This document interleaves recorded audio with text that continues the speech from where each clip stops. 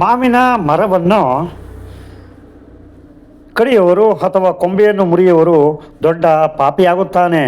ಬಹಳ ಕಾಲದವರೆಗೆ ನರಕದಲ್ಲಿ ಕಷ್ಟ ಅನುಭವಿಸುತ್ತಾನೆ. ಆದ್ದರಿಂದ ಮಗು, ಮಾವಿನ ಸೇವೆ ಮಾಡು, ನೀರು ಹಾಕುತ್ತಾ ಇರು, ಎಂದಿಗೂ ಅದಕ್ಕೆ ತೊಂದರೆ ಕೊಡಬೇಡ. ಈ ಮರವು ಹಣ, ಮಕ್ಕಳು ಮತ್ತು ಸುಖವನ್ನು ಕೊಡುತ್ತದೆ. ಮಗು, ಈಗ ನಾನು ಎರಡನೇ ಮರವನ್ನು ಹೇಳುತ್ತೇನೆ, ಕೇಳು. ಎರಡನೇ ಮರ ನೆಲ್ಲಿಕಾಯಿ ಮರ. ನೆಲ್ಲಿಕಾಯಿ ಎಲ್ಲ ಲೋಕಗಳಲ್ಲಿ ಪವಿತ್ರ ಮತ್ತು ಒಳ್ಳೆಯದು. ಇದನ್ನು ಅಮೃತ ಫಲ ಎಂದು ಕರೆಯುತ್ತಾರೆ. ನೆಲ್ಲಿಕಾಯಿಯನ್ನು ನೆಟ್ಟು ಪೂಜಿಸುವುದರಿಂದ ಮನುಷ್ಯನು ಹುಟ್ಟು ಸಾವಿನ ಬಂಧನದಿಂದ ಬಿಡುಗಡೆ ಹೊಂದುತ್ತಾನೆ. ಈ ಮರವು ವಿಷ್ಣುವಿಗೆ ಬಹಳ ಇಷ್ಟ. ಪ್ರತಿದಿನ ನೆಲ್ಲಿಕಾಯಿ ತಿಂದವನ ಅಥವಾ ಅದರ ನೆರಳಿನಲ್ಲಿ ಧ್ಯಾನ ಮಾಡಿದವನ ಎಲ್ಲ ಪಾಪಗಳು ನಾಶವಾಗುತ್ತವೆ. ನೆಲ್ಲಿಕಾಯಿ ತಿನ್ನುವುದರಿಂದ ಆಯಸ್ಸು ಹೆಚ್ಚುತ್ತದೆ, ದೇಹವು ಬಲವಾಗಿ ಮತ್ತು ರೋಗವಿಲ್ಲದೆ ಇರುತ್ತದೆ. ಪ್ರತಿದಿನ ನೆಲ್ಲಿಕಾಯಿ ತಿನ್ನುವವನು ಹೆಚ್ಚು ಕಾಲ ಬದುಕುತ್ತಾನೆ, ಹೊಳಪು ಮತ್ತು ಬಲವನ್ನು ಪಡೆಯುತ್ತಾನೆ. ನೆಲ್ಲಿಕಾಯಿ ರಸವನ್ನು ನೀರಿನಲ್ಲಿ ಬೆರೆಸಿ ಕುಡಿದರೆ ಎಲ್ಲ ರೋಗಗಳು ನಾಶವಾಗುತ್ತವೆ. ವಿಶೇಷವಾಗಿ ಕಣ್ಣು, ಚರ್ಮ ಮತ್ತು ಮನಸ್ಸಿನ ತೊಂದರೆಗಳು ದೂರವಾಗುತ್ತವೆ. ನೆಲ್ಲಿಕಾಯಿ ರಸವನ್ನು ಸ್ನಾನದ ನೀರಿಗೆ ಬೆರೆಸಿ ಸ್ನಾನ ಮಾಡಿದರೆ ಜೀವನದಲ್ಲಿ ಬಡತನ ಮತ್ತು ಕಷ್ಟಗಳು ದೂರವಾಗುತ್ತವೆ. ಯಾವ ಮನೆಯಲ್ಲಿ ನೆಲ್ಲಿಕಾಯಿ ಯಾವಾಗಲೂ ಇರುತ್ತದೆಯೋ ಅಲ್ಲಿ ಕೆಟ್ಟ ಶಕ್ತಿಗಳು ಎಂದಿಗೂ ಬರುವುದಿಲ್ಲ. ಏಕಾದಶಿಯ ದಿನ ನೆಲ್ಲಿಕಾಯಿಯನ್ನು ನೋಡುವುದು ಅಥವಾ ತಿನ್ನುವುದರಿಂದ ಎಲ್ಲ ತೀರ್ಥಗಳಲ್ಲಿ ಸ್ನಾನ ಮಾಡಿದ್ದಕ್ಕಿಂತ ಹೆಚ್ಚು ಪುಣ್ಯ ಬರುತ್ತದೆ. ತಲೆಗೆ ನೆಲ್ಲಿಕಾಯಿ ಎಣ್ಣೆ ಬಳಸುವವನು ಹೆಚ್ಚು ಕಾಲ ಬದುಕುತ್ತಾನೆ. ಈಗ ಮೂರನೆಯ ಒಳ್ಳೆಯ ಮರ ಅಶೋಕ ಮರ. ಅಶೋಕ ಹೆಸರಿನಲ್ಲಿ ಶೋಕವನ್ನು ನಾಶ ಮಾಡುವುದು ಎಂದಿದೆ. ಅಶೋಕ ಮರದಲ್ಲಿ ಅಪ್ಸರೆಯರು ಇರುತ್ತಾರೆಂದು ಹೇಳುತ್ತಾರೆ. ಈ ಮರವು ನಿರಾಸೆ ಮತ್ತು ಕಷ್ಟವನ್ನು ನಾಶಪಡಿಸುತ್ತದೆ. ಯಾವ ಮನೆಯ ಹತ್ತಿರ ಅಶೋಕ ಮರ ಇರುತ್ತದೆಯೋ ಅಲ್ಲಿ ಯಾವಾಗಲೂ ಸುಖ, ಶಾಂತಿ ಮತ್ತು ಸೌಂದರ್ಯ ಇರುತ್ತದೆ. ಈ ಮರವು ಮನಸ್ಸಿಗೆ ತಂಪು ಮತ್ತು ಹೃದಯಕ್ಕೆ ಸಂತೋಷವನ್ನು ನೀಡುತ್ತದೆ. ದೇವಿ ಲಕ್ಷ್ಮಿಯು ಸ್ವತಃ ಹೇಳಿದ್ದಾಳೆ, ಅಶೋಕನ ಬಳಿ ಇರುವುದು ತನಗೆ ಬಹಳ ಇಷ್ಟವೆಂದು. ಈ ಮರವು ಮನೆಯ ವಾತಾವರಣವನ್ನು ಪವಿತ್ರ ಮತ್ತು ಭಾಗ್ಯಶಾಲಿಯಾಗಿಸುತ್ತದೆ. ಸೀತಾದೇವಿಯನ್ನು ರಾವಣನು ಲಂಕೆಗೆ ಕರೆದೊಯ್ದಾಗ ಅವಳು ಇದ್ದಿದ್ದು ಅಶೋಕವನದಲ್ಲಿ. ಅಶೋಕ ಮರಗಳು ಆ ಕಷ್ಟದ ಸಮಯದಲ್ಲಿ ಸೀತಾದೇವಿಗೆ ನೆರಳು, ಶಾಂತಿ ಮತ್ತು ಧೈರ್ಯವನ್ನು ಕೊಟ್ಟವು. ಆದ್ದರಿಂದ ಸೀತಾ ಮಾತೆಯು ಈ ಮರಕ್ಕೆ ವರವನ್ನು ಕೊಟ್ಟಳು. ಅಶೋಕ ಮರವಿರುವಲ್ಲಿ ನನ್ನ ಆಶೀರ್ವಾದ ಮತ್ತು ಲಕ್ಷ್ಮಿ ಯಾವಾಗಲೂ ಇರುತ್ತಾರೆ. ಅದಕ್ಕಾಗಿ ಅಶೋಕ ಮರವನ್ನು ಮನೆಯ ಹತ್ತಿರ ನೆಟ್ಟರೆ ಮನೆಯಲ್ಲಿ ಶಾಂತಿ, ಸೌಭಾಗ್ಯ ಮತ್ತು ಕುಟುಂಬದಲ್ಲಿ ಪ್ರೀತಿ ಇರುತ್ತದೆ. ಈಗ ನಾಲ್ಕನೇ ಮರ ಬಸರಿ ಮರ. ಈ ಮರವು ಬಹಳ ಪುಣ್ಯ ಕೊಡುತ್ತದೆ. ಬಸರಿ ಮರವನ್ನು ನೆಟ್ಟವನು ದೊಡ್ಡ ಯಜ್ಞ ಮಾಡಿದಷ್ಟು ಫಲವನ್ನು ಪಡೆಯುತ್ತಾನೆ. ವಿಶೇಷವಾಗಿ ಕಲಿಯುಗದಲ್ಲಿ ಯಜ್ಞ, ತಪಸ್ಸು ಮತ್ತು ದಾನ ಮಾಡುವುದು ಕಷ್ಟವಾದಾಗ ಒಂದು ಬಸರಿ ಮರವನ್ನು ನೆಡುವುದೇ ನೂರಾರು ಯಜ್ಞಗಳ ಫಲವನ್ನು ಕೊಡುತ್ತದೆ. ಈ ಮರದ ನೆರಳಿನಲ್ಲಿ ದೇವತೆಗಳು ಇರುತ್ತಾರೆ. ಇದರಿಂದಾಗಿ ಕುಟುಂಬದಲ್ಲಿ ಸ್ಥಿರತೆ, ಗೌರವ ಮತ್ತು ಸಂಪತ್ತು ಬರುತ್ತದೆ. 5ನೇ ಮರ ನಿಂಬೆ ಮರ. ಈ ಮರವು ಸೂರ್ಯದೇವನಿಗೆ ಬಹಳ ಇಷ್ಟ. ಮನೆಯ ಮುಂದೆ ಅಥವಾ ಅಂಗಳದಲ್ಲಿ ನಿಂಬೆ ಮರವನ್ನು ನೆಟ್ಟವನು ಹಲವು ರೋಗಗಳಿಂದ ಮುಕ್ತಿ ಪಡೆಯುತ್ತಾನೆ. ನಿಂಬೆಯ ಗಾಳಿ ಮತ್ತು ಎಲೆಗಳು ಗಾಳಿ, ನೀರು ಮತ್ತು ದೇಹವನ್ನು ಶುದ್ಧಿ ಮಾಡುತ್ತದೆ. ಈ ಮರವು ದೀರ್ಘಾಯಸ್ಸು ಮತ್ತು ಆರೋಗ್ಯವನ್ನು ಕೊಡುತ್ತದೆ. ಲಕ್ಷ್ಮೀದೇವಿಗೆ ನಿಂಬೆ ಎಲೆಗಳು ಬಹಳ ಇಷ್ಟ. ಆದ್ದರಿಂದ ನಿಂಬೆ ಮರವಿರುವ ಮನೆಯಲ್ಲಿ ಅವಳು ಇರುತ್ತಾಳೆ. ನಿಂಬೆ ಮರದ ಕೆಳಗೆ ತುಳಸಿ ಗಿಡವನ್ನು ನೆಟ್ಟರೆ ಆ ಸ್ಥಳವು ದೇವಸ್ಥಾನದಂತೆ ಪವಿತ್ರವಾಗುತ್ತದೆ. ಮನೆಯ ಬಾಗಿಲ ಹತ್ತಿರ ನಿಂಬೆ ಮರವಿದ್ದರೆ ಹಣ, ಸಂಪತ್ತಿನ ಕೊರತೆ ಎಂದಿಗೂ ಇರುವುದಿಲ್ಲ. ಈಗ 6ನೇ ಮರ ಬೋರೆ ಹಣ್ಣಿನ ಮರ. ಹೆಣ್ಣು ಮಗಳು ಬೇಕೆಂದು ಬಯಸುವವನು ಬೋರೆ ಮರವನ್ನು ತಪ್ಪದೇ ನೆಡಬೇಕು. ಈ ಮರವು ಸೌಭಾಗ್ಯ ಮತ್ತು ವಂಶ ಬೆಳೆಯುವುದರ ಸಂಕೇತ. ಮನೆಯ ಹತ್ತಿರ ಬೋರೆ ಮರವಿದ್ದರೆ ಅಲ್ಲಿ ಹೆಣ್ಣು ಮಗಳು ಹುಟ್ಟುತ್ತಾಳೆ. ಅವಳು ವಂಶದ ಗೌರವವನ್ನು ಹೆಚ್ಚಿಸುತ್ತಾಳೆ. ಮನೆಯಲ್ಲಿ ಸೌಭಾಗ್ಯ, ಪ್ರೀತಿ ಮತ್ತು ಸುಖವೂ ಹೆಚ್ಚುತ್ತದೆ. 7ನೇ ಮರ ಬಿಲ್ವ ಮರ. ಈ ಮರವು ಭಗವಾನ್ ಶಿವನ ರೂಪ. ಬಿಲ್ವದ ಎಲೆಗಳು ತ್ರಿಮೂರ್ತಿಗಳಾದ ಬ್ರಹ್ಮ, ವಿಷ್ಣು, ಮಹೇಶ್ವರರ ರೂಪ. ಬಿಲ್ವ ಮರದಲ್ಲಿ ಭಗವಾನ್ ಶಿವನು ಇರುತ್ತಾನೆ. ಗುಲಾಬಿ ಗಿಡದಲ್ಲಿ ಪಾರ್ವತಿ ದೇವಿ ಇರುತ್ತಾಳೆ. ಬಿಲ್ವ ಮರದ ಹತ್ತಿರ ಗುಲಾಬಿಯನ್ನು ನೆಟ್ಟರೆ ಭಗವಾನ್ ಶಿವ ಮತ್ತು ಪಾರ್ವತಿಯರ ಆಶೀರ್ವಾದವು ಸಿಗುತ್ತದೆ. ಅಂತಹ ಮನೆಯಲ್ಲಿ ಸುಖ, ಬಡತನ, ರೋಗಗಳು ಎಂದಿಗೂ ಬರುವುದಿಲ್ಲ. ಅಕಾಲಿಕ ಮರಣ ಸಂಭವಿಸುವುದಿಲ್ಲ. ಹೆಣ್ಣು ಮಗಳು ಗಂಡನನ್ನು ಕಳೆದುಕೊಳ್ಳುವುದಿಲ್ಲ, ಅಂದರೆ ವಿಧವೆಯಾಗುವುದಿಲ್ಲ. 8ನೇ ಮರ ತೆಂಗಿನ ಮರ. ತೆಂಗಿನ ಮರ ಬಹಳ ಒಳ್ಳೆಯದು ಮತ್ತು ಪವಿತ್ರ. ದೇವತೆಗಳಿಗೆ ಇಷ್ಟವಾದ ಮರ. ಯಾವುದೇ ಧಾರ್ಮಿಕ ಕೆಲಸದಲ್ಲಿಯೂ ಇದಿಲ್ಲದೆ ಪೂಜೆಯಾಗುವುದಿಲ್ಲ. ಮನೆಯ ಅಂಗಳದಲ್ಲಿ ತೆಂಗಿನ ಮರವಿದ್ದರೆ ಮನೆಯಲ್ಲಿ ಯಾವಾಗಲೂ ಸುಖ, ಸಮೃದ್ಧಿ ಇರುತ್ತದೆ. ಅಂತಹ ಮನೆಯು ಸಮಾಜದಲ್ಲಿ ಗೌರವವನ್ನು ಪಡೆಯುತ್ತದೆ. ಮನೆಯವರ ಗೌರವ ಹೆಚ್ಚುತ್ತದೆ. ಸೌಭಾಗ್ಯವು ಯಾವಾಗಲೂ ಇರುತ್ತದೆ. ಮನೆಯ ಹತ್ತಿರ ತೆಂಗಿನ ಮರವಿದ್ದರೆ ಬಡತನ ಮತ್ತು ರೋಗಗಳು ಹತ್ತಿರ ಬರುವುದಿಲ್ಲ. ತೆಂಗಿನಕಾಯಿ ಸತ್ಯ ಮತ್ತು ಪವಿತ್ರತೆಯ ಸಂಕೇತ. ಸುಂದರವಾದ ಹೆಂಡತಿಯನ್ನು ಬಯಸುವವನು ದಾಳಿಂಬೆ ಮರವನ್ನು ನೆಡಬೇಕು. ಒಳ್ಳೆಯ ಗುಣ, ಧರ್ಮ ಪಾಲಿಸುವ ಭಾಗ್ಯವಂತ ಹೆಂಡತಿ ಸಿಗುತ್ತಾಳೆ. ದಾಳಿಂಬೆ ಮರವು ಮದುವೆಯ ಸುಖ ಮತ್ತು ಸೌಂದರ್ಯದ ಸಂಕೇತ. ಅದರ ಹಣ್ಣುಗಳು ಕೆಂಪು ರತ್ನಗಳಿದ್ದಂತೆ ಪ್ರೀತಿ, ಸಂಪತ್ತು ಮತ್ತು ಕುಟುಂಬದ ಸುಖವನ್ನು ಹೆಚ್ಚಿಸುತ್ತವೆ. ಪಲಸ ಮತ್ತು ಮುತ್ತುಗಾದ ಮರವು ಬ್ರಹ್ಮ ತೇಜಸ್ಸನ್ನು ಕೊಡುತ್ತದೆ. ಯಜ್ಞಗಳಲ್ಲಿ ದೇವತೆಗಳಿಗೆ ಕೊಡುವ ಪವಿತ್ರ ಮರವಿದು.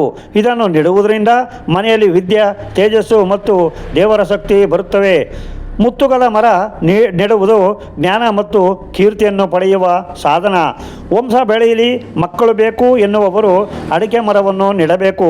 ಈ ಮರವು ಮಕ್ಕಳ ಸುಖವನ್ನು ಕೊಡುತ್ತದೆ. ವಂಶ ಬೆಳೆಯುವುದರ ಸಂಕೇತ. ಅದರ ನೆರಳಿನಲ್ಲಿ ಮಕ್ಕಳ ಪಾಲನೆ ಮಾಡುವುದು ಒಳ್ಳೆಯದು. ಈ ಮರದಿಂದಾಗಿ ವಂಶದಲ್ಲಿ ಹೊಸ ತಲೆಮಾರುಗಳು ಬೆಳೆಯುತ್ತವೆ. ಭಯಂಕರ ರೋಗ ಇರುವವನು ಕಗ್ಗಲಿ ಮರವನ್ನು ನೆಡಬೇಕು. ಈ ಮರವು ರೋಗವನ್ನು ನಾಶ ಮಾಡುತ್ತದೆ ಮತ್ತು ಆರೋಗ್ಯ ಕೊಡುತ್ತದೆ. ಆದರೆ ಹತ್ತಿರದ ಗಾಳಿಯು ಶುದ್ಧವಾಗಿರುತ್ತದೆ.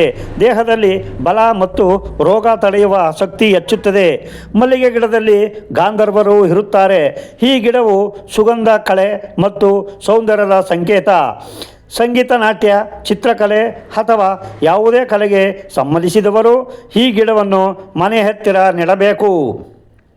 ಇದರಿಂದಾಗಿ ಕೆಲಸಗಳಲ್ಲಿ ಗೆಲುವು ಮತ್ತು ಹೆಸರು ಬರುತ್ತವೆ. ಮಲ್ಲಿಗೆ ವಾಸನೆಯು ವಾತಾವರಣವನ್ನು ಪವಿತ್ರ ಮತ್ತು ಆಕರ್ಷಕವಾಗಿಸುತ್ತದೆ. ಕಳ್ಳರು ಮತ್ತು ದರೋಡೆಕೋರರ ಭಯ ಇರುವವನು ಬಿದಿರು ನೆಡಬೇಕು. ಈ ಗಿಡವು ರಾಕ್ಷಸನಂತೆ ಕೆಲಸ ಮಾಡುತ್ತದೆ. ಕಳ್ಳರನ್ನು ಎದುರಿಸಿ ಮನೆಯನ್ನು ಕಾಪಾಡುತ್ತದೆ. ಇದನ್ನು ನೆಡುವುದರಿಂದ ಶತ್ರುಗಳು ದೂರವಿರುತ್ತಾರೆ. ಮನೆಯಲ್ಲಿ ಸ್ಥಿರತೆ ಇರುತ್ತದೆ. ಮನೆಯ ಉತ್ತರ ದಿಕ್ಕಿನಲ್ಲಿ ತಾಳೆ ಅಥವಾ ಕನಕಚಂಬ ಅಂದರೆ ಸಂಪಿಗೆ ಗಿಡಗಳನ್ನು ನೆಟ್ಟರೆ ಹಣ, ಸಂಪತ್ತು ಮತ್ತು ವೈಭೋಗ ಹೆಚ್ಚುತ್ತದೆ. ಈ ಗಿಡಗಳು ವಾಸ್ತುಶಾಸ್ತ್ರದ ಪ್ರಕಾರ ಹಣ ಬರುವವರ ಸಂಕೇತಗಳು. ವ್ಯಾಪಾರದಲ್ಲಿ ಗೆಲುವು ತರುತ್ತವೆ. ಬಾಳೆಗಿಡವು ಬಹಳ ಒಳ್ಳೆಯದು. ಅದರ ಪ್ರತಿ ಭಾಗದಲ್ಲಿ ದೇವತೆಗಳು ಇರುತ್ತಾರೆ. ಬಾಳೆಗಿಡದಲ್ಲಿ ಸಾಕ್ಷಾತ್ ವಿಷ್ಣು ಇರುತ್ತಾನೆ. ಆದ್ದರಿಂದ ಪೂಜೆಗಳಲ್ಲಿ ಇದಕ್ಕೆ ವಿಶೇಷ ಸ್ಥಾನವಿದೆ. ಮನೆಯ ಅಂಗಳದಲ್ಲಿ ಅಥವಾ ದೇವಸ್ಥಾನದ ಹತ್ತಿರ ಬಾಳೆ ನೆಟ್ಟರೆ ಸುಖ, ಸಂಪತ್ತು, ಆರೋಗ್ಯ ಮತ್ತು ಹಣಕ್ಕೆ ಎಂದಿಗೂ ಕೊರತೆಯಾಗುವುದಿಲ್ಲ. ಗುರುವಾರ ಬಾಳೆಗಿಡವನ್ನು ಪೂಜಿಸಿದರೆ ಬೃಹಸ್ಪತಿ ದೇವರು ಸಂತೋಷ ಪಡುತ್ತಾನೆ. ಕುಟುಂಬದಲ್ಲಿ ಲಕ್ಷ್ಮೀದೇವಿಯು ಯಾವಾಗಲೂ ಇರುತ್ತಾಳೆ. ಪಾರಿಜಾತ ಗಿಡವು ಬಹಳ ಜೈವಿಕ ಮತ್ತು ಪವಿತ್ರ. ಇದು ಸಮುದ್ರ ಮಂಥನದಲ್ಲಿ ಹುಟ್ಟಿತು. ಅದೇ ಸಮುದ್ರ ಮಂಥನದಲ್ಲಿ ಲಕ್ಷ್ಮೀದೇವಿಯು ಬಂದಳು. ಆದ್ದರಿಂದ ಪಾರಿಜಾತಕ್ಕೆ ಲಕ್ಷ್ಮೀ ಕೃಪೆಯೊಂದಿಗೆ ನೇರ ಸಂಬಂಧವಿದೆ. ಮನೆಯ ಅಂಗಳದಲ್ಲಿ ಪಾರಿಜಾತವನ್ನು ನೆಟ್ಟವನು ಲಕ್ಷ್ಮೀದೇವಿಯ ವಿಶೇಷ ದಯೆಯನ್ನು ಪಡೆಯುತ್ತಾನೆ. ಮನೆಯಲ್ಲಿ ಸಂತೋಷ, ಸೌಭಾಗ್ಯ ಮತ್ತು ಶಾಶ್ವತ ಶಾಂತಿ ಇರುತ್ತದೆ. ಸಾಧುಗಳು ಹೇಳುತ್ತಾರೆ, ಮಗು, ಒಳ್ಳೆಯ ಮರಗಳು ಸುಖವನ್ನು ಕೊಡುತ್ತವೆ. ಹಾಗೆಯೇ ಕೆಲವು ಮರಗಳು ಕೆಟ್ಟ ಫಲಗಳನ್ನು ಕೊಡುತ್ತವೆ. ಅವುಗಳಿಂದ ಯಾವಾಗಲೂ ದೂರವಿರಬೇಕು. ಎಂದಿಗೂ ಖರ್ಜೂರ ಮರವನ್ನು ಮನೆ ಹತ್ತಿರ ನೆಡಬಾರದು. ಈ ಮರಗಳು ಮಕ್ಕಳ ಏಳಿಗೆಯನ್ನು ತಡೆಯುತ್ತವೆ. ಮನೆಯ ಹತ್ತಿರ ಇದ್ದರೆ ಮಕ್ಕಳ ಬೆಳವಣಿಗೆ ನಿಂತು ಹೋಗುತ್ತದೆ, ಕುಟುಂಬದಲ್ಲಿ ಸಮಾಧಾನ ಇರುವುದಿಲ್ಲ. ಹಾಗೆಯೇ ತಾರೆಕಾಯಿ ಮರವನ್ನು ಮನೆ ಹತ್ತಿರ ನೆಡಬಾರದು. ಈ ಮರದ ಮೇಲೆ ಪ್ರೇತಗಳು ಮತ್ತು ನಕಾರಾತ್ಮಕ ಶಕ್ತಿಗಳು ಇರುತ್ತವೆ. ತಾರೆಕಾಯಿ ಮರ ನೆಟ್ಟವನು ಪ್ರೇತ ಜನ್ಮದಲ್ಲಿ ಬೀಳುತ್ತಾನೆ. ಅದರ ಕೆಳಗೆ ಪೂಜೆ ಮಾಡಬಾರದು, ಊಟ ಮಾಡಬಾರದು, ವಿಶ್ರಾಂತಿ ಪಡೆಯಬಾರದು. ಮಗು ಮನೆಯಲ್ಲಿ ಕೆಲವು ಗಿಡ ಮರಗಳನ್ನು ನೆಡುವುದು ಬಹಳ ಕೆಟ್ಟದು. ಅಂತಹ ಗಿಡಗಳನ್ನು ಎಂದಿಗೂ ನೆಡಬಾರದು. ಕಂಡ ಅಥವಾ ಕೊಂಬೆಗಳನ್ನು ಕತ್ತರಿಸಿದಾಗ ಹಾಲು ಬರುವ ಗಿಡಗಳು, ಅವುಗಳಲ್ಲಿ ಕೆಟ್ಟ ಶಕ್ತಿ ಇರುತ್ತದೆ. ಕುಟುಂಬದಲ್ಲಿ ಜಗಳ, ಚಿಂತೆ ಮತ್ತು ಬಡತನವನ್ನು ತರುತ್ತವೆ. ಮನೆಯ ಮುಂದೆ ಎಂದಿಗೂ ಮುಳ್ಳಿನ ಗಿಡವನ್ನು ನೆಡಬಾರದು. ಅದನ್ನು ನೆಡುವುದರಿಂದ ಕಷ್ಟಗಳು ಬರುತ್ತವೆ. ಕುಟುಂಬದಲ್ಲಿ ಭೇದ ಭಾವ ಮತ್ತು ಜಗಳಗಳು ಹೆಚ್ಚುತ್ತವೆ. ಮುಳ್ಳಿನ ಸ್ವಭಾವವು ಮನೆಯ ಜೀವನದಲ್ಲಿ ಜಗಳ ಮತ್ತು ಒರಡುತನವನ್ನು ತರುತ್ತದೆ. ಹಾಗೆಯೇ ಮನೆಯ ಮುಂದೆ ಎಕ್ಕದ ಗಿಡವನ್ನು ನೆಡಬಾರದು. ಈ ಗಿಡವು ಕೆಟ್ಟ ಶಕ್ತಿಯನ್ನು ಆಕರ್ಷಿಸುತ್ತದೆ. ಇದರಿಂದಾಗಿ ಹಣ ನಾಶವಾಗುತ್ತದೆ ಮತ್ತು ಶತ್ರುಗಳು ಹೆಚ್ಚಾಗುತ್ತಾರೆ. ಮನಸ್ಸಿನಲ್ಲಿ ನೆಮ್ಮದಿ ಇರುವುದಿಲ್ಲ. ಪಪಾಯಿ ಮರವನ್ನು ಮನೆಯ ಮುಂದೆ ನೆಡಬಾರದು. ಪಪಾಯಿಯನ್ನು ಕಿತ್ತಾಗ ಹಾಲಿನಂತಹ ರಸ ಬರುತ್ತದೆ. ಅದೇ ಅದರ ಕೆಟ್ಟದಕ್ಕೆ ಕಾರಣ. ಈ ಮರದ ಪ್ರಭಾವದಿಂದ ಹಣ ನಾಶ, ರೋಗಗಳು ಮತ್ತು ಬಡತನ ಹೆಚ್ಚುತ್ತವೆ. ಮಾವಿನ ಮರವು ಮನೆಯ ಪೂರ್ವ ದಿಕ್ಕಿನಲ್ಲಿದ್ದರೆ ಬಡತನಕ್ಕೆ ಕಾರಣವಾಗುತ್ತದೆ. ಮಾವು ಪವಿತ್ರವೇ, ಆದರೆ ಸರಿಯಾದ ದಿಕ್ಕಿನಲ್ಲಿ ಇಲ್ಲದಿದ್ದರೆ ಒಳ್ಳೆಯ ಫಲ ಕೊಡುವುದಿಲ್ಲ. ಮಾವನ್ನು ಯಾವಾಗಲೂ ದೇವಸ್ಥಾನಗಳು, ನದಿ ತೀರ ಅಥವಾ ಕೆರೆಗಳ ಹತ್ತಿರ ನೆಡುವುದರಿಂದ ತುಂಬ ಒಳ್ಳೆಯದು. ಮನೆಯ ಬಾಗಿಲು ಹತ್ತಿರ ಅಲ್ಲ. ಆಲದ ಮರವು ಪಶ್ಚಿಮ ದಿಕ್ಕಿನಲ್ಲಿದ್ದರೆ ಮನೆಯಲ್ಲಿ ದುಃಖ ಮತ್ತು ಬೇಸರದ ವಾತಾವರಣವಿರುತ್ತದೆ. ಆಲದ ಮರವು ಬಹಳ ಶಕ್ತಿಯುತ. ಅದನ್ನು ದೊಡ್ಡ ಜಾಗಗಳು, ದೇವಸ್ಥಾನಗಳು ಅಥವಾ 4 ರಸ್ತೆಗಳು ಇರುವ ಜಾಗದಲ್ಲಿ ಮಾತ್ರ ನೆಡುವುದು ಒಳ್ಳೆಯದು. ಮನೆಯ ಒಳಗಲ್ಲ. ದಕ್ಷಿಣ ದಿಕ್ಕಿನಲ್ಲಿ ತುಳಸಿ ಗಿಡವನ್ನು ನೆಡಬಾರದು. ತುಳಸಿಯು ಬಹಳ ಪವಿತ್ರ, ಲಕ್ಷ್ಮೀದೇವಿಯ ಸ್ವರೂಪ. ಅದರ ಸ್ಥಾನವು ಯಾವಾಗಲೂ ಪೂರ್ವ ಅಥವಾ ಉತ್ತರ ದಿಕ್ಕು. ದಕ್ಷಿಣದಲ್ಲಿದ್ದರೆ ಮಕ್ಕಳಿಗೆ ಕಷ್ಟಗಳು ಮತ್ತು ರೋಗಗಳು ಬರುತ್ತವೆ. ಯಾವುದೇ ಸತ್ತ ಮರದ ನೆರಳು ಮನೆಯ ಮೇಲೆ ಬಿದ್ದರೆ ಅದು ಸಾವಿನ ಸಂಕೇತ. ಅಂತಹ ಮರವು ವಿನಾಶಕಾರಿ ಶಕ್ತಿಯನ್ನು ಹರಡುತ್ತದೆ. ಯಾವುದೇ ಮರ ಒಣಗಿ ಹೋದರೆ ಅಥವಾ ಕೊಳೆತು ಹೋದರೆ ಅದನ್ನು ಬೇಗನೆ ಕಿತ್ತು ತೆಗೆಯಬೇಕು. ಜೀವವಿರುವ ಮರಗಳು ಮಾತ್ರ ಒಳ್ಳೆಯದು ಮತ್ತು ಜೀವಶಕ್ತಿಯನ್ನು ಕೊಡುತ್ತವೆ. ಮಗು, ಈಗ ಒಳ್ಳೆಯ ಮತ್ತು ಕೆಟ್ಟ ಮರಗಳ ಜ್ಞಾನವನ್ನು ಕೊಟ್ಟಿದ್ದೇನೆ. ಈ ನಿಯಮಗಳನ್ನು ಪಾಲಿಸಿದರೆ, ಒಳ್ಳೆಯ ಮರಗಳನ್ನು ನೆಟ್ಟರೆ ನಿನ್ನ ಜೀವನದಲ್ಲಿ ಮತ್ತೆ ಸುಖ, ಶಾಂತಿ ಮತ್ತು ಲಕ್ಷ್ಮೀದೇವಿಯು ಬರುತ್ತಾಳೆ. ಈ ಮರಗಳು ಕೇವಲ ನೆರಳುಗಳಲ್ಲ, ದೇವತೆಗಳ ರೂಪಗಳು. ಮನುಷ್ಯನ ಜೀವನವನ್ನು ಸರಿಪಡಿಸುತ್ತವೆ, ಪವಿತ್ರ ಮತ್ತು ಶ್ರೀಮಂತನಾಗಿಸುತ್ತವೆ ಎಂದು ಸಾಧುಗಳು ಹೇಳುತ್ತಾರೆ. ಇದನ್ನು ಕೇಳಿ ಗಣೇಶ ಕೈ ಮುಗಿದು ಹೀಗೆಂದು ಹೇಳುತ್ತಾನೆ: ಮಹಾತ್ಮರೇ, ನೀವು ಇಂದು ನನಗೆ ಕೊಟ್ಟ ಈ ಜ್ಞಾನವು ನನ್ನ ಜೀವನದ ಕತ್ತಲೆಯನ್ನು ಓಡಿಸುತ್ತದೆ. ನಿಮಗೆ ಯಾವಾಗಲೂ ಋಣಿಯಾಗಿರುತ್ತೇನೆ ಎಂದು ಹೇಳುತ್ತಾನೆ. ಆಗ ಸಾಧುಗಳು ನಗುತ್ತಾ ಪ್ರೀತಿಯಿಂದ ಆಶೀರ್ವದಿಸಿದರು. ಮಗು, ನಿನ್ನ ಮನೆಯಲ್ಲಿ ಮತ್ತೆ ಸುಖ ಸಂಪತ್ತು ಮರಳಿ ಬರುತ್ತವೆ ಎಂದು ಹೇಳುತ್ತಾರೆ. ಸಾಧು ಮಹಾತ್ಮರು ಅಲ್ಲಿಂದ ಮಾಯವಾದರು. ಧನೇಶ್ವರ ಮತ್ತು ಸುಮತಿಗೆ ಸಾಧು ಇದ್ದಕ್ಕಿದ್ದಂತೆ ಮಾಯವಾದಾಗ ಅವರು ಸಾಮಾನ್ಯ ಸನ್ಯಾಸಿ ಅಲ್ಲ, ಸ್ವತಃ ಭಗವಾನ್ ವಿಷ್ಣುವೇ ತಮ್ಮ ಒಳ್ಳೆಯದಕ್ಕಾಗಿ ಬಂದಿದ್ದರು ಎಂದು ಅರ್ಥವಾಯಿತು. ಇಬ್ಬರ ಕಣ್ಣುಗಳಲ್ಲಿ ನೀರು ಬಂತು. ಭಕ್ತಿಯಿಂದ ವಿಷ್ಣುವಿಗೆ ನಮಸ್ಕರಿಸಿದರು. ನಂತರ ಧನೇಶ್ವರನು ಸಾಧುವಿನ ಮಾತಿನಂತೆ ಮನೆಯ ಹತ್ತಿರ ಇದ್ದ ಎಲ್ಲ ಕೆಟ್ಟ ಮರಗಳನ್ನು ತೆಗೆದು ಹಾಕಿದನು, ಒಳ್ಳೆಯ ಮರಗಳನ್ನು ನೆಟ್ಟನು. ಸ್ವಲ್ಪ ಸಮಯದಲ್ಲೇ ಮನೆಯಲ್ಲಿ ಊಟ, ಹಣ ಮತ್ತು ವೈಭೋಗವು ತುಂಬಿತು. ವ್ಯಾಪಾರವು ಮತ್ತೆ ಚೆನ್ನಾಗಿ ನಡೆಯಿತು. ಕುಟುಂಬದಲ್ಲಿ ಸುಖ, ಪ್ರೀತಿ ಮತ್ತು ಸಂತೋಷದ ವಾತಾವರಣವು ಉಂಟಾಯಿತು. ಈ ಕಥೆಯನ್ನು ಹೇಳುತ್ತಿದ್ದ ಶ್ರೀಕೃಷ್ಣನು ತನ್ನ ಗೆಳೆಯನಿಗೆ ಹೀಗೆ ಹೇಳುತ್ತಾರೆ: ಗೆಳೆಯ, ಹೀಗೆ ಒಳ್ಳೆಯ ಮತ್ತು ಕೆಟ್ಟ ಮರಗಳ ಬಗ್ಗೆ ಹೇಳಿದ್ದೇನೆ. ಮನುಷ್ಯನು ಈ ನಿಯಮಗಳನ್ನು ಪಾಲಿಸಿದರೆ ಮನೆಯಲ್ಲಿ ಯಾವಾಗಲೂ ಲಕ್ಷ್ಮೀದೇವಿಯು ಇರುತ್ತಾಳೆ. ಜೀವನದಲ್ಲಿ ಎಂದಿಗೂ ಬಡತನ ಬರುವುದಿಲ್ಲ.